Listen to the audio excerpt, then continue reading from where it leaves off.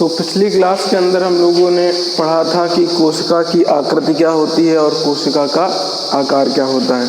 तो आज आगे स्टार्ट करते हैं कि जो हमारा कोशिका की आकृति होती है वो किस किस तरीके से दिख सकती है। 2-4 उसके एग्जाम्पल हम लोग देख लेंगे यहाँ पर, फिर हम लोग आगे बात करेंगे। उससे पहले एक और चीज़ समझ लीजिए, PPLO। PPLO का फुल फॉर्म होता है pleuro pneumonia.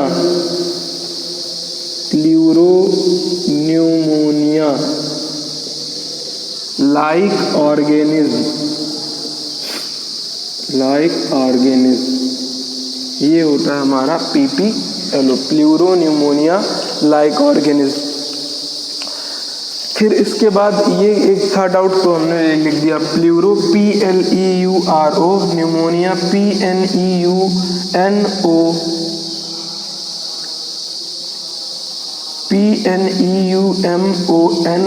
Pneumonia like organism. अब 1-2 एग्जाम्पल देखेंगे। जैसे कुछ शरीर की कोशिकाओं के नाम लिखे हैं बोर्ड पर। नंबर 1 पर लिखा है, आकृति देख रहे हैं, अंड कोशिका की आकृति होती है गोलाकार, यकृत की कोशिका की होती है बहुभुजाकार या षटकोणी कभी कभी कह देते हैं, चिकनी पेशी कोशिका की होती है तर्क रूपी, और लाल रक्त कणिका की होती है हमारी उभयावतल, और अस्थ कोशिका की होती है ताराकार आकृति, रेखित या कंकाली पेशी कोशिका की होती है बेलनाकार, बेलन के आकार की। अब इसके बाद हम लोग पढ़ेंगे जो हमारी अगली है सेल, जो जंतु कोशिका है। तो यहाँ पर ये हमारी अगली हेडिंग है जंतु कोशिका। जंतु कोशिका जो है कैसे दिखाई पड़ती है वो हम लोग देखेंगे। जंतु कोशिका जिसे कहते हैं हम लोग एनिमल सेल। अब एनिमल सेल के अंदर ऐसा फिगर आपको ड्रा कर लेना है, इस तरीके से फिगर बना लेना। हम यहाँ पर नामांकन करे दे रहे हैं कि किसका क्या नाम होता है। सबसे पहले जो ये बाहर की ओर झिल्ली दिख रही है इसे कहते हैं प्लाज्मा मेम्ब्रेन। क्या कहते हैं? Plasma membrane, plasma membrane. फिर उसके बाद इसके अंदर जो कोशिका द्रव भरा है इसे कहते हैं हम लोग साइटोप्लाज्म, जिसे हिंदी में कहते हैं कोशिका द्रव्य, और इसे कहते हैं प्लाज्मा मेम्ब्रेन को हिंदी में कोशिका झिल्ली। फिर इसके बाद जो ये इस तरीके से संरचना दिखाई पड़ रही है इसे हम लोग कहते हैं सेंट्रियोल, हिंदी में बोलते हैं तारककाय, ये बात। फिर उसके बाद जो ये संरचना दिखाई पड़ रही है तस्तरी के समान इसे कहते हैं गाल्जी काय, ये बात हो गई। फिर ये जो बड़े बड़े पार्टिकल दिख रहे हैं इनको हम लोग कहते हैं राइबोसोम, और जो ये संरचना दिख रही है कटे हुए नींबू की तरह माइटोकॉन्ड्रिया कहते हैं, ठीक है। फिर इसके बाद जो बीच में आपको केंद्रक दिख रहा है इसे हम लोग केंद्रक या न्यूक्लियस कहते हैं। तो न्यूक्लियस कह लो, चाहो तो केंद्रक भी कह सकते हो। ये बात हो गई केंद्रक और न्यूक्लियस की।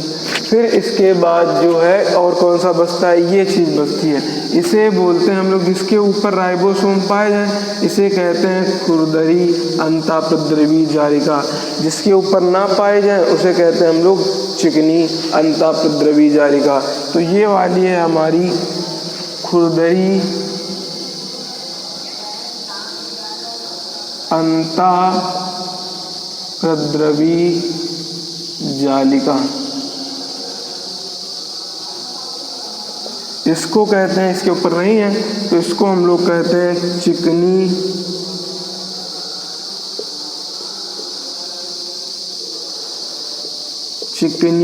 अंतःप्रद्रवी जालिका। तो ये आपको बात याद रखनी है। फिर ये जो संरचना दिखाई पड़ रही है आपको, इनको हम लोग कहते हैं लाइसोसोम। क्या कहते हैं? लाइसोसोम।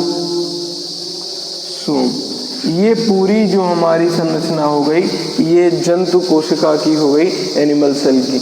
आपको इसको अपनी कॉपी में अच्छे से बना लेना है। जालिका, ये जालिका लिखा हुआ है। प्लाज्मा मेम्ब्रेन कोशिका झिल्ली, साइटोप्लाज्म को कोशिका द्रव्य, सेंट्रियोल को तारक काय, फिर गाल्जी काय, गाल्जी काय को इंग्लिश में कहते हैं गाल्जी बॉडी। फिर इसी तरह ये लाइसोसोम, ये केंद्रक हो गया, ये माइटोकॉन्ड्रिया जिनके ऊपर राइबोसोम पाए जा रहे हैं वो खुरदरी अंतरापद्रवी जालिका, जिनके ऊपर नहीं पाए जा रहे हैं वो चिकनी अंतरापद्रवी जालिका, और ये जो संरचना इसके अंदर पड़ी है वो राइबोसोम। ये पूरा जो डायग्राम फिगर आपको दिख रहा है, ये हो गया हमारी जंतु कोशिका का, एनिमल सेल का। फिर एक बार इसको दोहराएंगे, आप लोग इसको अच्छे से अपनी कॉपी में बना लीजिए। फिर आगे पढ़ेंगे हम लोग जो हमारी होती है प्लांट सेल, उसके अंदर तो आकृति कैसी है? अंड कोशिका की गोलाकार, यकृत कोशिका की बहुभुजाकार, चिकनी पेशी कोशिका की तर्क रूप की होती है, लाल रक्त कणिका की उभयावतल होती है, अस्थि कोशिका की ताराकार होती है, तारा के आकार की होती है।